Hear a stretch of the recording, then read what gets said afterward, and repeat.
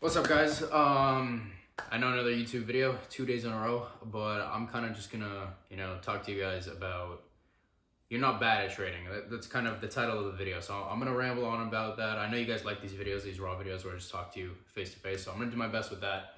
Just getting into stuff like this. So bear with me. But like I said, you don't suck at trading. I'm just gonna lead right into this. A lot of you guys think that if you take like one winner, you're the best trader ever. You take one loser, you're the worst trader ever. I say it all the time on my streams, on my videos. One good literally one good trade does not define how good of a trader you are, and one bad trade does not define how bad of a trader you are. Obviously, you need to look at data over time. You can have a winning week, you can have a winning month. You can have a losing week, you can have a losing month. But at the end of the year, your goal is to remain profitable, right? Because if you have 2 winning months, 10 losing months, you're not profitable. You need to go back and look at your edge of the markets, right? Now, it's kind of the same with backtesting. You need to have an edge in the markets, right? If you're ending up, let's just say you're backtesting a year's worth of data. After that year of data, if you're not ending up in green, you need to tweak something, right? But actually, one of my students was also talking to me about this the other day. He was like, hey, Xander, I was backtesting and I had trouble with this. I had like 2 winning trades. The rest were like losing trades. So first thing I said is, how much time did you backtest? And he's like, oh, just a week. He's like, oh, should I try a different strategy? First thing I said, I'm not saying any names obviously, but first thing I told him is, look, you can't just test 1 week's worth of data. Like I said, you can literally have one green week or you can have a red week and it means nothing. I've had red weeks, I come back, I have one green week and it makes up for everything, right? So like I was saying, you need to test tons and tons of data. You don't suck at trading. You're just not, especially with backtesting. I know you guys get frustrated. You literally trade like a week's worth of data and then you're like, oh, this strategy doesn't work. I suck at trading. My psychology sucks. Maybe you need to work on certain things, but you're not, like I said in the title of this video, you don't suck at trading. It's just the little things you need to work on, right? Waiting for a different confluence, waiting for this, waiting for that, taking it off this and that. Just the little things like that, like I said. I'm gonna keep going on. You legitimately don't suck at trading. Your mindset might just be the issue, right? You might just be a gambler. You might buy a fund account and your mentality going right off the bat, your mentality of this fund account is, oh, I can just spend another $49 at Top Step, get another 50K. It's not a big deal. Right off the bat, that's terrible. Obviously, I don't want you guys to get emotionally attached to challenges and spend, months and months on one.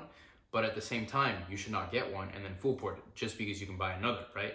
Just because you are grateful enough and you can afford to buy multiple challenges does not mean you should treat it like it's nothing, right?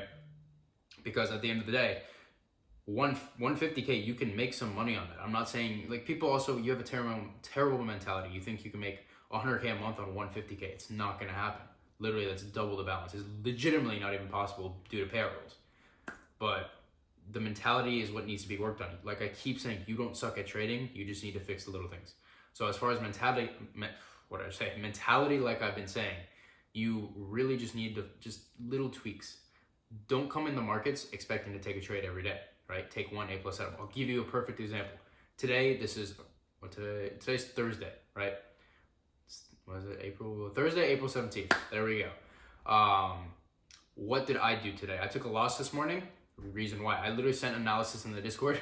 I said, we just placed heavily at open, formed a 5-minute gap, and I said to my Discord, I said, guys, if we retrace back into this gap on the 5-minute, get a 1-minute inversion and a sweep coming off of that, I will take a short. What did I do? I saw a market structure shift on the 1-minute, which was actually a fake out and a sweep, and I took long. So I went against that, right? Obviously, where I am in my trading journey, these little things I can afford, but at the same time, I want to fix it so it doesn't happen again, right? So today was a lesson for me. But I guess what I'm leading into with this is stick to a plan, have a mentality so you're not going to force anything, right? Obviously, we're human. There's little slip-ups there, like here and there, like what happened with me today. But at the end of the day, you need to be focused on one thing. Don't be focused on the outcome just to get the craziest income. Or input and output, sorry. If you think you'll buy 150K account and out of that's going to come $100,000, you need to drop that entire mentality. Like I said a few minutes ago, you need to keep expectations realistic. But at the same time, if you are taking a 50K account, trying to make 100K on it, you're going to be gambling it, right? You're going to be trading the max contracts that you can, which also leads into what else I was saying. You have the wrong mindset. You are purely a gambler if you're doing that. Like I said, you buy a 50K, your goal is just make as much money on it as possible. Obviously, over time, you want to do that, but don't get attached to a prop firm, right? Once you take payouts, put it into a live account, and do whatever you want with that. But like I said, buy a 50K and keep your risk really realistic. On 50K, you probably want to risk around, I don't know, 250 to 500 max, even when it's a live account. On an eval, risk around 500, you're probably solid. Take a 2 to 3 RR, do that a few times, boom, you'll pass. But a lot of you guys just overcomplicate everything. And I'm going back to multiple times, like I said, the title of this video, you don't suck at trading. I want you guys to stop saying, I suck at trading, stop beating yourself up. One of my students, like I said, I don't say any names, but one of my students was beating himself up. I'm like, what's going on? First thing he says is, oh, I was back testing, I didn't win anything. So I said, like I said, he traded a week's worth of data. First thing I said to him is, what setup were you taking? He said, oh, I tried this setup, then I tried that setup, and then I tried another setup, and none of them worked. So I said to him, that's not enough time that you're testing, just to hop from strategy to strategy.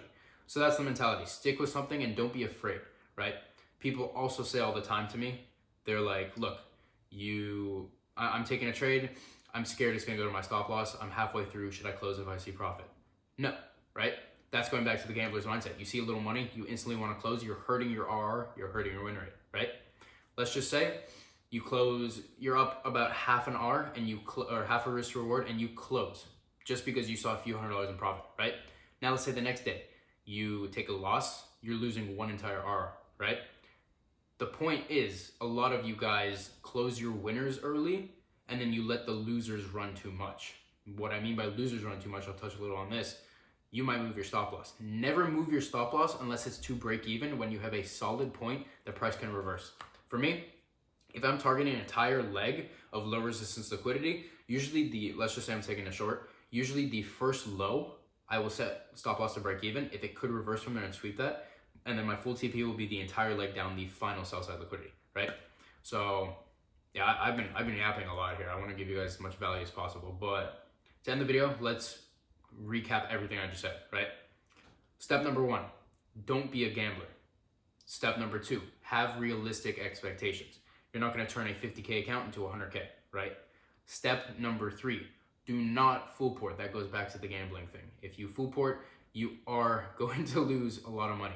And last thing I'll touch on that topic I was kind of saying, don't just full port an account and blow it just because you say to yourself, I can afford it. I can spend another $49, another $149 in activations and just get a new one because it's just 49 bucks.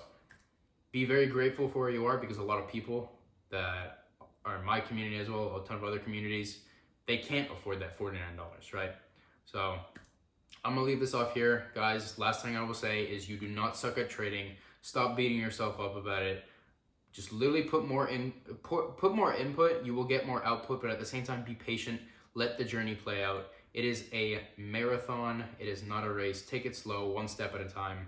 I don't want you guys, if it's a 3-step journey, I don't want you to go 1 step, 2 step when you're running in the trip. Take it 1 step at a time. You guys got this. I'll see you in the next video.